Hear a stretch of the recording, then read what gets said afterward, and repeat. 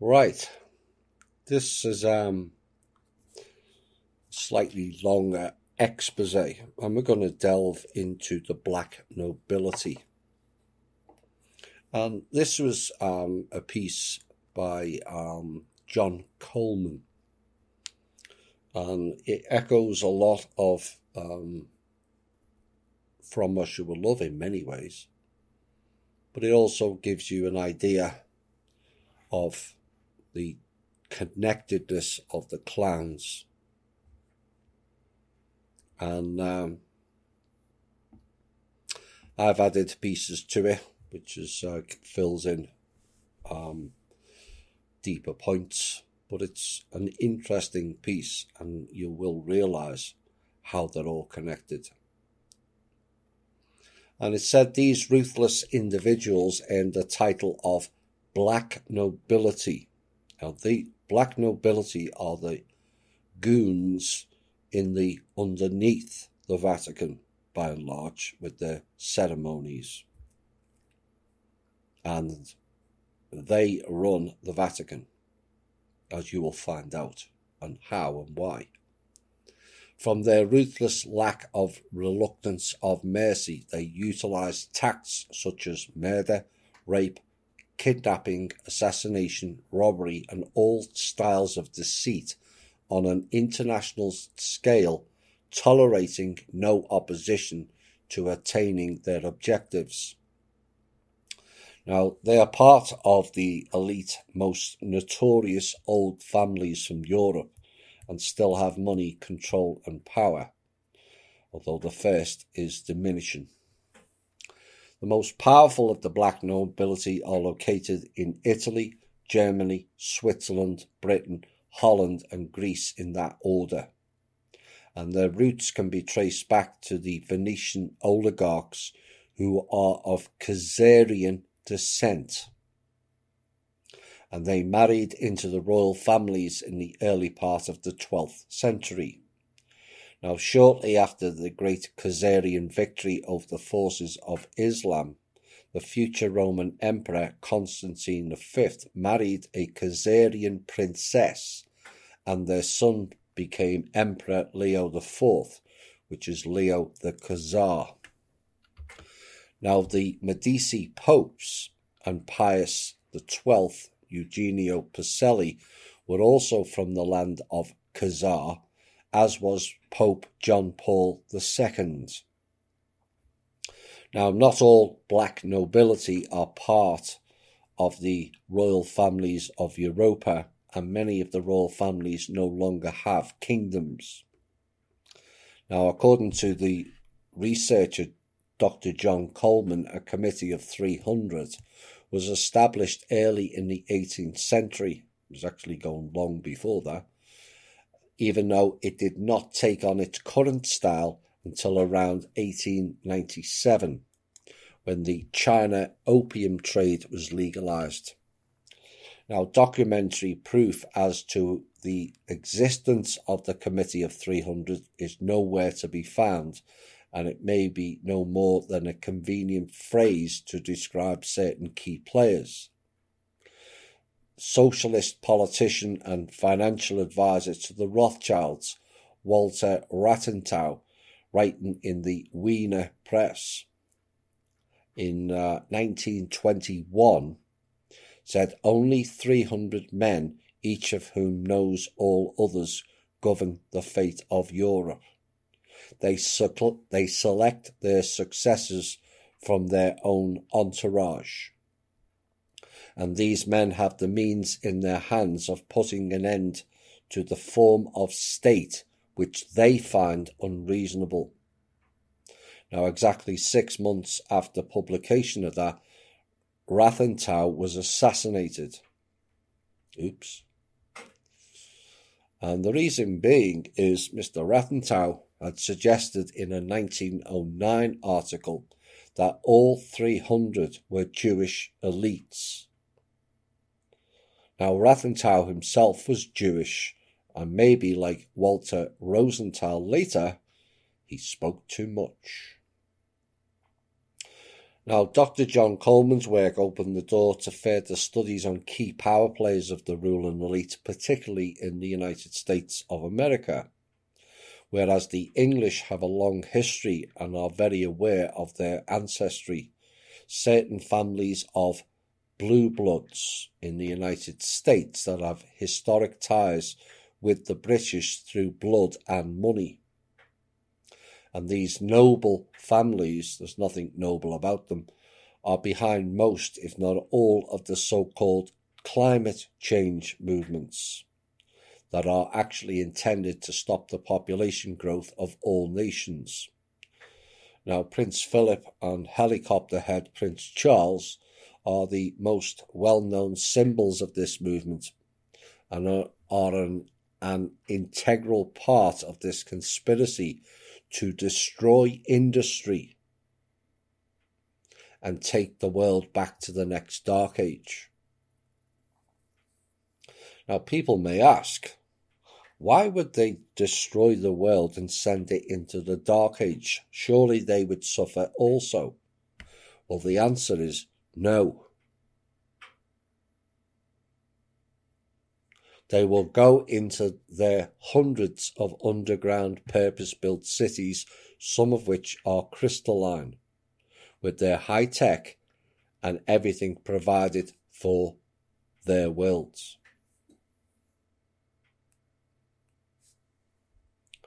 Now, the article says the crowned and uncrowned heads of these dynasties enjoy huge incomes from ground rents. Why? Because of the Magna Carta. And it's time the common law people woke up. The kingdoms were owned by the monarchies. But after the Magna Carta, which was essentially a faction-based coup on behalf of the nobles, who are the nobles? These bloodline families that rule the world today. And all of them favour the Global 2000 report to the President that's calculated to end all industrial progress and by famine, disease and wars eliminate the excess population industry supports. All oppose nuclear power that can produce cheap, clean electricity, not quite, and the key to economic development and prosperity in the third world. And yet, was it not these same clowns who introduced nuclear power? And one would guess it is somehow it is infiltrating and impacting their underworld. It's why they want rid of it. Because they've never cared much for the surface world unless the usage was slavery. And what these 300 are desiring to do is a return to the feudal system where they will once again be absolute rulers. Whilst claiming membership in Christianity, the oligarchical families for the greater part actually despise it in secret. And Masonry provides their religious fulfillment through the worship of Lucifer as the light bearer, the giver of knowledge, as suggested in the Garden of Eden. Oops. Without faith, they have no belief in a reward or punishment and a world to come. They live for the here and now. And this echoes what Walter Rosenthal said in his interview in Expose or From Russia with Love 6 or whatever it was, where he stated there is no afterlife and we operate for this lifetime only. And that's why. And many of these oligarchies are in the drug and arms trades through well-distanced intermediaries, shell corporations in other words, which is like so many of the large banks. And in 1815, the Jesuits and their Freemason allies among the crown heads of Europe held the Congress of Vienna, whereby Swiss neutrality, already sanctioned by the Peace of Westphalia in 1648, was forever granted, and no matter how many wars are provoked in which the common man has to do the fighting, the money of the nobility in Switzerland should always be free from plunder. And that was part of the Rothschilds' meticulous long-range planning and why Switzerland exists to this day. But that doesn't mean to say your money would be safe. Some $280 billion a year in flight capital and drug money flows into the Swiss accounts of the Black Nobility. Now, the official position of Freemasonry in the power structure of the elites is quite evident, as they carried through Adam Weishoff's conspiracy to avenge the Jesuits after their exile in 1773 by both Pope Clement XIV as immoral and a menace to the church and faith. He was right, but so is the church immoral and a menace to the people and their faith. And again, what this tells you is that split between the church and the Freemasons was another faction-based one. The church had served its purpose in the sub-grey race plot, is basically what they were telling you there. And their next stop then was to divide the church and create the Protestant movement. It's all divide and conquer with these Jewish elites. And by initiating the French Revolution and directing Napoleon's conquest of Catholic Europe, and by revolts against the church in Mexico and Latin America, they cut off Vatican income. Nathan Rothschild's financing of Britain resulted in the defeat of Rome's enemy Napoleon, as well as being the source of his wealth and influence. And since Gregory XVI conferred a papal decoration on Kalman Rothschild for loaning the Vatican £5 million in a period of difficulty, the Rothschilds have been the fiscal agents of the Vatican for quite some time. And with Vatican interests at heart, the Rothschilds extended their financial and political dominion into the United States of America. Now, the Vatican's interest in the USA was clearly revealed in the secret 1822 Treaty of Verona between Austria, which was a major power then, France, Prussia, and Russia, whereby the Jesuit order pledged itself as the price of reinstatement to destroy the works of Satan it had established in setting up, by revolution, representative governments such as the republics and democracies of France and the USA, replacing them with the only form of government approved by the Church, rule by divine right as declared by the Vatican. So, America. What that reveals is your republic was set up as a fake pseudo-government to bring revolution for the elites. You still want to honour the Founding Fathers? 1822, Treaty of Verona. As Senator Robert Owen pointed out to the United States Senate in 1916, the official target to which the Vatican and the Holy Alliance directed the subversive and destructive activities of the Jesuit order, which is called the Society of Jesus, is the United States and other republics in the Western Hemisphere. The Alliance, which is spread amongst the alt media as the saviours when they are part of this Holy Alliance and the Black Sun cult. Oops. Like I have said, and I wish I was 100% wrong, the only alt media group for and by the people is this one. All others are faction-based at this point until proven otherwise.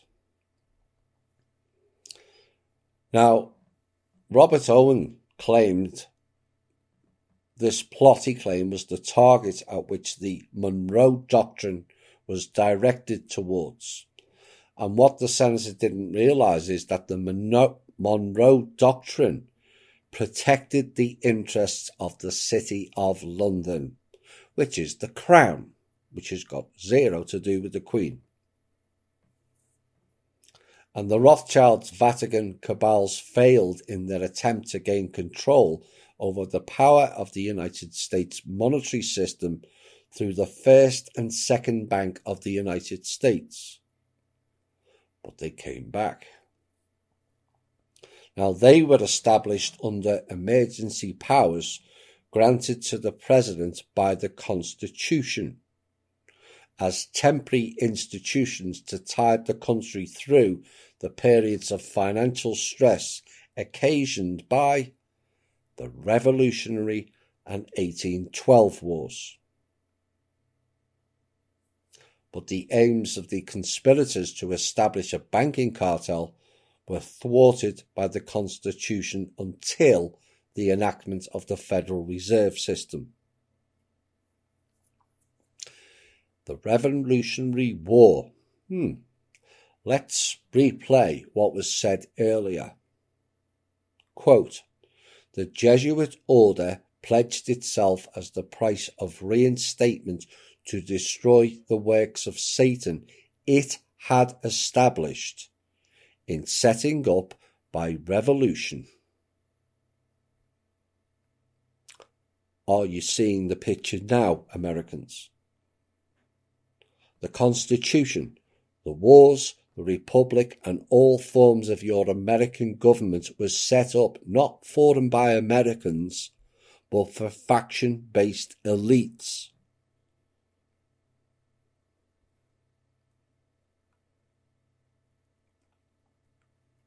Now, it was stated that the Black Nobility promised a neutral Germany if Soviet Russia, which was now owned by the sub-grey race, not Russians, allowed East and West Germany to reunite, and that Russia promised to see that all royal houses are restored to their rightful heirs if they decoupled Europe from the American alliance. But Russia didn't install their rightful heirs back, did they? 100 years later, they still haven't. Imperial nobility enjoyed a more elevated status than the nobilities of the German successor states and indeed of the Italian states also, and the descendants of the Italian Holy Roman Empire titles have formed an association to which all male line descendants of someone ennobled by imperial patent is entitled to belong.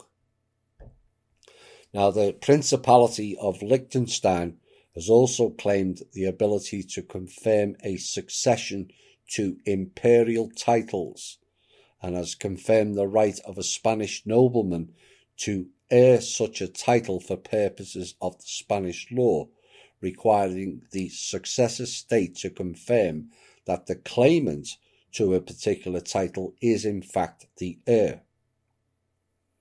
Thus, there is a remaining jurisdiction, even though no imperial titles have been conferred since 1806. Now, in 1963, the Holy Roman Empire Association, Associazione dei Nobili del Sacro Romano Impero, was established to unite male descendants in its membership who are invested with the nobility of the Holy Roman Empire, and it also includes a number of honorary members. The Black Nobility belong to the Committee of 300 that controls the United Nations. Prince Bernhard of the Netherlands has the power to veto the Vatican's choice of any pope it selects. And this may explain the untimely end to Pope John Paul I's 33-day pontificate. The number 33 again. Now, the prince has veto power because his family, the Habsburgs, are descended directly from the last Roman emperor. The Habsburgs, Frederick III, was the last emperor to be crowned in Rome, and his great-grandson Charles V was the last to be crowned by a pope. Now, the question that remains from that excerpt is Anna von Reitz, who is a Habsburg, all part of this faction-based war? Was she a double agent for the Habsburgs and their family line Prince Bernhard when she worked for the Vatican?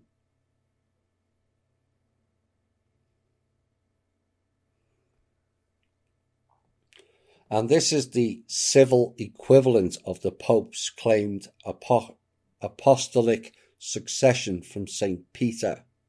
And Prince Bernhard is the leader of the Black families, and he also claims descent from the House of David through the Merovingian dynasty, a claim that was acknowledged to be valid by the Carolingian dynasty that supplanted them, by other monarchs and by the Roman Church of that time. Thus, he can truly say he is, quote, related to Jesus. That's Prince Bernhard. But what if the entity known as Jesus was also Black Nobility?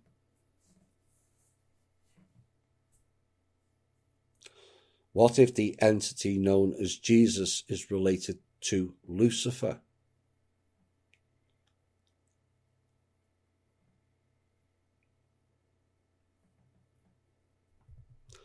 Prince Bernhard's House of origins are in fact in France, not Holland.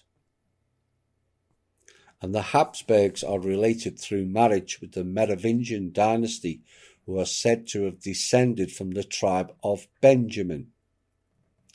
Now, the tribe of Benjamin went into exile following war with the 11 tribes, which was covered in Judges chapter 21.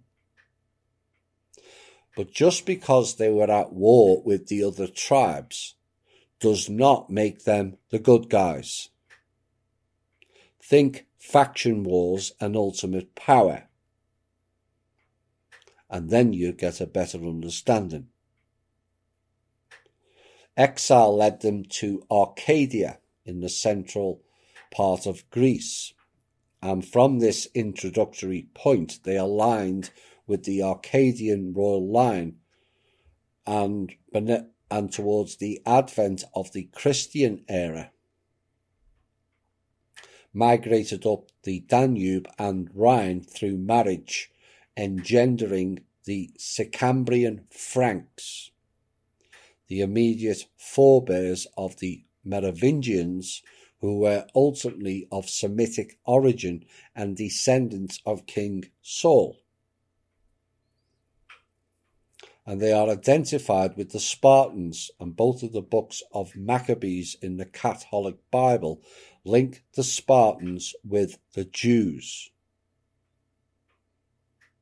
In Maccabees 12, it tells of Jonathan sending a letter to the Lacedaemonians. Oh dear, nice name there. Who were the Spartan Greeks, asking for their help, since they were brothers. The Spartans replied, "It is found in writing that the Lacedaemonians and Jews are brethren, and that they are the stock of Abraham." Abraham being the reverse of the now Indian book called Mahaba, with Rata on the end. And we linked the modern day Jews with India in the From Russia with Love 1 and 2 series. Now, it is assumed by some writers that this means the Spartans were Israelites, but the Spartans were not Israelites. They were Edomites, who were descended from Bela, son of Beor and brother of Baalim, the king of Edom. Baalim. Baalim. Edom was the son of Isaac and grandson of Abraham, who sold his birthright and bred his posterity off the book of life. And early in the 5th century, the Merovingians established themselves in what is now Belgium, which is a fake country. It's actually part of Holland and northern France. And there they adopted the Kabbalistic pseudo-Christianity of the Cathars, which was a dualistic religion that holds there are two eternal gods, the God of good and the God of evil. And it is revealing that this Luciferian belief is held by Masons of high degree and those who would be masters of this world today, and who claim that Lucifer will ultimately be victorious. And under Clovis I, who reigned from 481 through 511, the Franks converted to Roman Catholicism. And through him, Rome began to establish undisputed supremacy in Western Europe. Now, the Franks were Jewish, and that is why the name France is called that today, for the Franks. And in return for being the sword of Rome, for which the church would manifest her power and impose a spiritual dominion, Clovis was granted the title of New Constantine, and to preside over a unified Holy Roman Empire based on the church and administered on a secular level in perpetuity by the Merovingian bloodline. Like the sure mercies of David, this was a pact that could be modified but not revoked, broken or betrayed. And they believed Jesus survived the cross and married Mary Magdalene, who bore his son, then lived in seclusion in the south of France.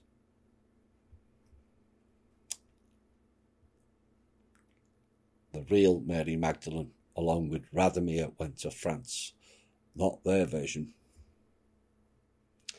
And during the 5th century, this bloodline is said to have married within the royal line of the Franks, uniting with the Merovingian dynasty. In 496, the church aligned itself in perpetuity with the Merovingian bloodline, and the church was presumably in full knowledge of their claimed identity. And this would also explain why Clovis was offered the status of Holy Roman Emperor, and why he was not created but only crowned king. In 754, the Church clandestinely betrayed this pact, and the Priory de Sion is the name of the secret order which created the Knights Templars as its military and administrative arm. And it should be remembered that the Knights Templars were the forerunners of Freemasonry. Now, the Priory of Sion continues to function through the centuries, acting in the shadows, and has orchestrated certain critical events in Western history. It exists today and is still operative, despite them denying it does. And in its declared objective is the restoration of the Merovingian dynasty and bloodline to the throne of not only France, but of other European nations as well, and a restoration that is sanctioned and justifiable both legally and morally. And there is strong evidence to suggest that this order was the author of Freemasonry and the protocols of the learned elders of Zion, as well as the Rosicrucians. The Rose Cross, the Red Cross. The rose is the symbol of Anu. And mentioning the Rosicrucians, the group formerly known as the Kingdom of Manna, but all heavily into Rosicrucianism, and not a coincidence either. And there is abundant evidence to suggest that Nostradamus was one of their own, Priory de Sion, and there is no question that his numerous quatrains, which refer to the advent of Le Grand Monarch, indicate that this sovereign will ultimately derive from the Merovingian dynasty, implying a double hegemony of the papacy and the empire of the Vatican and also of the Habsburgs. And he frequently referred quite explicitly to the Knights Templar and to the House of Lorraine, which is now synonymous with the Habsburgs. Although deposed in the 8th century, the Merovingian bloodline did not become extinct. On the contrary, it perpetuated itself in a direct line from Dagobert II and his son Sigisbert IV. And by dint of dynastic alliances and intermarriages, this line came to include Godfrey de Bouillon, who captured Jerusalem in 1099, and various other noble and royal families, past and present, Blanchefort, Jesus, or Gisors, Gisors, Saint-Clair, which is Sinclair in England, Montesquieu, Montpezat, Poher, Lusignan, Plantard, and Habsburg Lorraine. Now, at present, the Merovingian bloodline enjoys a legitimate claim to its heritage. Says who, I might add. The crown of Schalmania, a replica of which is now part of the imperial Habsburg regalia, is said to have borne the inscription Rex Salomon. Rex Salomon means King Solomon, he who brought in the demons and also the child sacrifice, remember.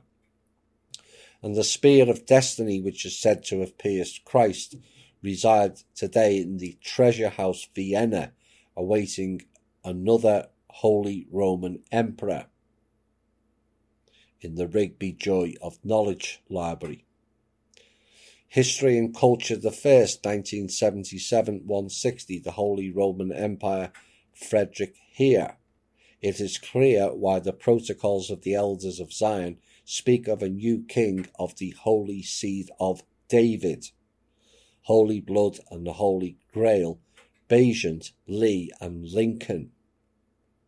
Otto von Habsburg is today the titular Duke of Lorraine and the King of Jerusalem, and the Priory of Sion claimed to hold the lost treasure of the Temple of Jerusalem, plundered by Titus in AD 70, which would be returned to Israel when the time is right. Except Israel didn't exist then. So why should Israel get it? Yes, when the time is right, when their caliphate is complete, after they remove all peoples from the area, including Jews, and build their third temple behind a wall so high no one can get in. That could potentially go from Egypt to India. Yes, you heard that right. It was one of their plans in the 1990s. And their plans from there, you will end up with a one world government, one world religion under the auspice of Lucifer, and one world currency of the dead called crypto. That is their plans. It's not ours. Just saying. And this might explain why Rome must defer to the kings of the earth, and how she will seal a covenant with the Jews who have long hidden behind the shield of baptism. And the author said Prince Bernhard is in fact related to the Khazars and therefore a Gentile, and said, Revelation, I know thy works and tribulations and poverty, but you are rich, and I know the blasphemy of them which say they are Jews and are not, but are the synagogue of Satan. Now, I disagree with the author on the Khazars being Gentile. They are the sub-grey race born out of a deliberate program of mixing with Gentiles to make them look more like the white race. Then they fit in better and begin the process of eroding the white race, who are not all white, I might add, and their ultimate takeover of the planet. Now, Prince Bernhard was assisted by, well, I never, the CIA, or the Siakars, has brought in the hidden ruling body of the Illuminati into public knowledge via the Bilderberger Group, which was established in 1954, and its headquarters is 1 Smidswater, Den Haag, Netherlands. And at the heart of the Bilderberg Group are 39 members, 3 times 13, of the Illuminati, chosen from 3 committees drawn from the members of all the secret groups that comprise the Illuminati: the Freemasons, the Vatican, and the Black Nobility. And this committee works year-round in offices in Switzerland.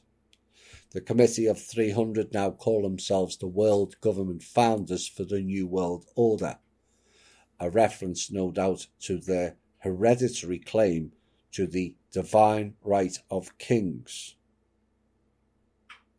And it is imperative that we realise that privately the Black Nobility refuse to ever recognise any government other than their own inherited and divine right to rule. They believe the United States still belongs to England. And they work diligently behind the scenes to cause conditions whereby they might regain their crowns.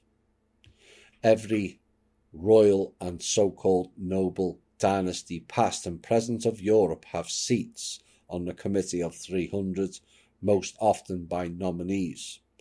And there are just too many of these royal families for them each to have representatives on the Committee of 300. Precedence is determined by rank. First royal family members, then dukes, earls, marquises and lords, then finally commoners, who usually get the title of Sir.